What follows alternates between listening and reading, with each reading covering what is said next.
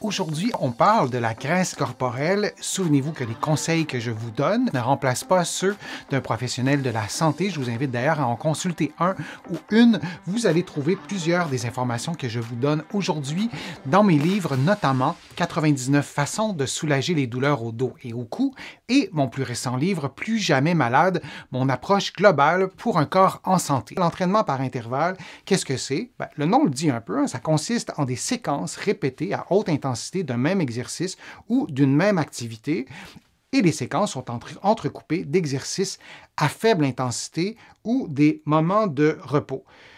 Là, il y a plusieurs types d'entraînement par intervalle. Il y en a vraiment plusieurs, selon le type d'activité physique aussi. Il y a plusieurs recettes aussi, combien de temps d'activité physique de haute intensité, en alternant avec une intensité modérée, mais je voulais vous donner une idée générale de ce qu'est l'entraînement par intervalle. Et ensuite, l'entraînement par intervalle de haute intensité contribue à une diminution du pourcentage de graisse corporelle, y compris l'abdomen.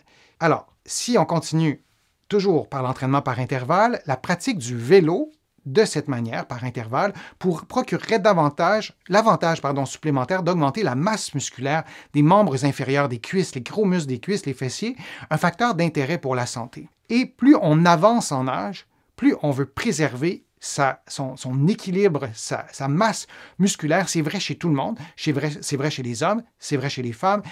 Et j'ai envie de dire, c'est encore plus vrai chez les femmes qui sont dans la période de la ménopause ou après la ménopause, on veut préserver ses muscles. Alors, pour moi, c'est un non-sens de dire que je veux perdre du poids sans me préoccuper des muscles. Et donc, lorsque vous faites des entraînements par intervalle sur le vélo, que ce soit un vélo de route ou que ce soit un vélo stationnaire, ce que les études ont démontré, c'est que vous allez préserver votre masse musculaire des membres inférieurs, ces gros muscles, oui, qui sont utiles pour se relever du sol, pour monter l'escalier, pour courir, pour sauter, mais qui contribuent à votre santé métabolique, à votre taux de sucre dans le sang, à différents éléments qui sont fondamentaux à la santé et qui préviennent, par exemple, les maladies du cœur, les AVC et même les maladies neurocognitives. Et il y a des recherches menées sur des populations qui, cette fois, étaient en situation de surpoids ou d'obésité, montrent que les entraînements par intervalle d'intensité modérée avaient aussi des résultats positifs et parfois même comparables à ceux d'intensité élevée quant à la perte de tissu adipeux. Ce que ça veut dire, c'est que si vous faites un entraînement par intervalle, vous allez alterner, oui, avec deux niveaux d'intensité. Ce que les études souvent ont démontré, et en premier lieu, la démonstration a été faite avec des niveaux d'intensité soutenus. Ça veut dire que si vous courez ou vous marchez, vous devez le faire plus rapidement ou vous devez le faire de façon plus intense. Pour ne pas être capable de parler normalement, vous devez être à bout de souffle pour le dire simplement.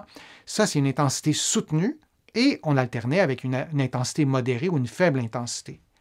Lorsqu'on est en situation d'obésité, pour plein de raisons, on peut avoir d'autres comorbidités, on peut avoir de l'arthrite, on peut avoir du diabète, on peut avoir une maladie cardiovasculaire. Nos artères peuvent ne pas être en parfaite santé et l'intensité soutenue, ça peut peut-être pas nous tenter, peut-être qu'on ne se sent pas capable de le faire, peut-être qu'on a de la douleur aussi à des articulations et c'est difficile. Alors, ce que l'étude nous montre, ce que des études nous montrent, que l'intensité modérée, alternée avec une faible intensité, pour les personnes en situation d'obésité, souvent, ça conduit à des résultats comparables à ceux d'intensité élevée. Alors ça, je vous disais que c'est une excellente nouvelle parce qu'au fond, c'est un des grands avantages des intervalles d'intensité modérée parce que ça réduit le risque de blessure, le risque est plus bas pour les personnes qui sont peu expérimentées et, comme je vous le disais, qui ont peut-être des comorbidités, c'est-à-dire d'autres problèmes de santé. Des paramètres, je vous les donne vraiment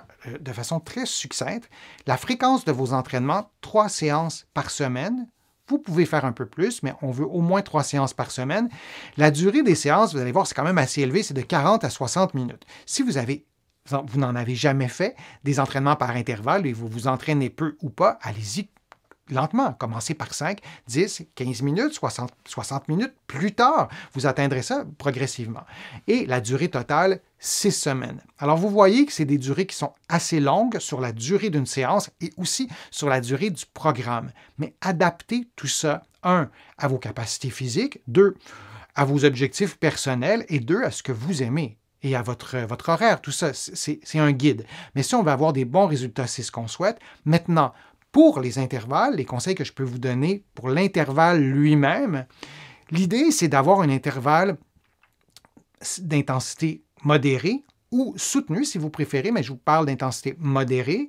Donc, on veut marcher, courir, faire du vélo, faire de la natation, de l'elliptique, peu importe l'outil qu'on prend ou l'activité physique qu'on prend, et on veut le faire de façon modérée, d'intensité modérée, c'est-à-dire que vous devez sentir que votre respiration s'accélère, votre cœur bat plus vite et que vous avez chaud. Et vous faites cette activité d'intensité modérée pendant 1 minute 30, 2 minutes, peut-être un peu plus. Faites-vous une recette qui vous plaît. Bon.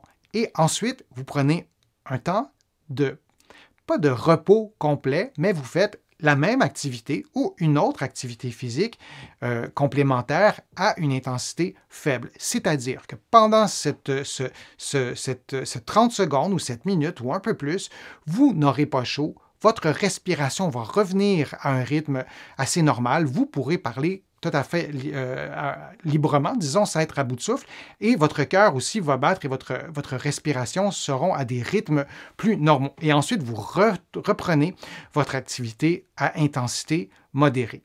Vous pouvez faire exactement l'équivalent, mais de passer d'une intensité soutenue et d'alterner avec une intensité modérée ou une faible. Alors, ce sont les recettes que je peux vous donner. Et un autre conseil aussi qui peut être intéressant, c'est de combiner l'entraînement par intervalle à des exercices de renforcement, notamment des exercices de gainage. Dans un contexte de surpoids ou d'obésité, ou dans un contexte où on souhaite perdre un excès de tissu adipeux, parfois, nos abdominaux ne sont pas en parfaite forme ou parfois, la force de nos abdominaux, elle n'est pas proportionnelle à notre poids. Donc, c'est intéressant aussi d'aller stimuler, d'aller activer les abdominaux. Et j'en parle parce que vous m'avez beaucoup écrit cette question-là. Comment on peut faire pour tonifier le ventre? D'abord, c'est de perdre du gras si on a un excès de gras, mais c'est aussi d'activer nos muscles. Alors, il y a des exercices tout simples. Je vous en ai montré plusieurs sur ma chaîne, des exercices pour les abdominaux. Je vous remercie. Je vous remercie d'avoir été là. Je vous remercie de votre participation. Je suis toujours ravi de vous présenter des contenus. J'espère qu'ils vous sont utiles, ces contenus. Je vous invite à contribuer à mes plateformes. Vous pouvez le faire directement sur YouTube. Vous pouvez aussi visiter mon site web, le www.denisfortier.ca. Il y a une page où vous pouvez cliquer « Contribuer ». Vous pouvez contribuer financièrement, mais il y a d'autres façons de contribuer. Donc, je vous invite à le faire. Vous allez pouvoir aussi, sur mon site web, vous abonner à une infolettre gratuitement, une infolettre hebdomadaire. Vous allez aussi pouvoir vous abonner à des courriels thématiques sur différents sujets.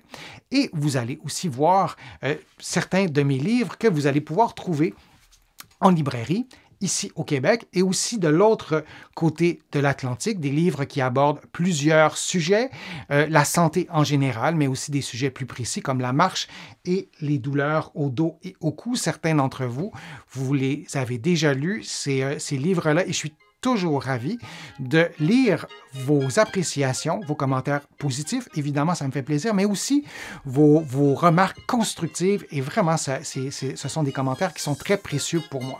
Alors, je vous souhaite de prendre soin de votre santé. Je vous dis à une prochaine fois, à un prochain direct et à bientôt.